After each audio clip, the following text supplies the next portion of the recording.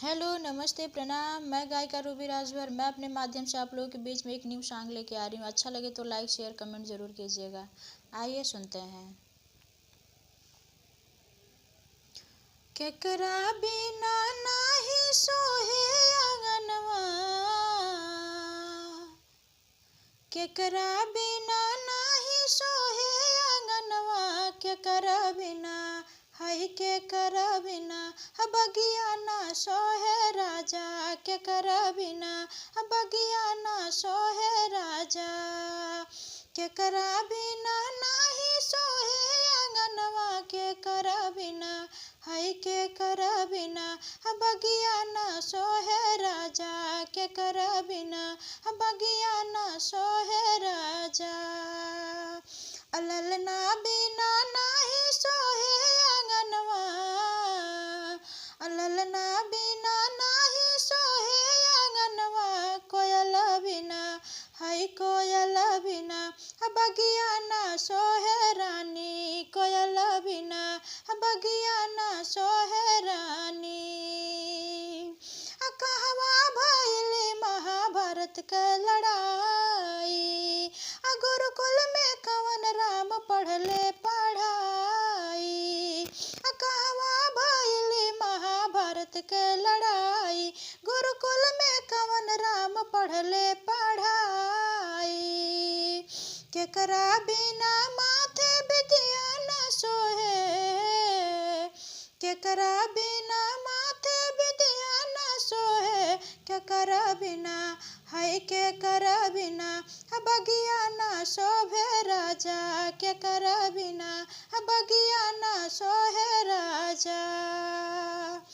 भइल कुरुक्षेत्र महाभारत के लड़ाई, मुनिवर वशिष्ठ घरे पढ़े रघुराई, भइल कुरुक्षेत्र महाभारत के लड़ाई, मुनिवर वशिष्ठ घरे पढ़े रघुराई,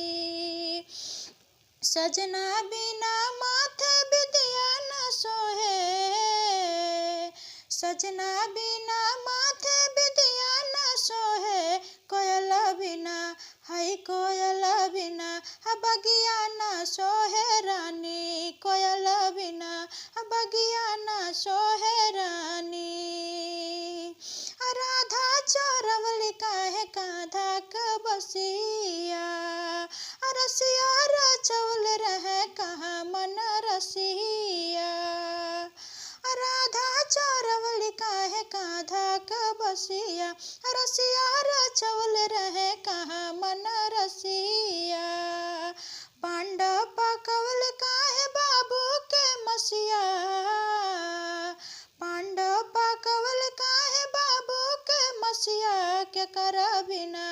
हाय केकरा बिना बगिया ना सोहे राजा, केकरा बिना बगिया ना सोहे राजा, प्रेम में चरवली राधा कांधा क बसिया, वृंदावन रसिया रचौल मन रसिया, प्रेम में चरवली राधा कांधा क बसिया, वृंदावन रसिया रचौल मन रसिया, बाबू का पूरा कैल पाँच भाई बतिया, बाबू का पूरा कैल पाँच भाई बतिया, कोयल बिना हाय कोयल बिना बगिया ना सोहे रानी, कोयल बिना बगिया ना सोहे रानी, केकरा बिना नाही सोहे आंगनवा, केकरा बिना हाय केकरा बिना बगिया ना सोहे राजा, केकरा बिना बगिया ना सोहे राजा, केकरा बिना बगिया ना सोहे राजा। Thank you.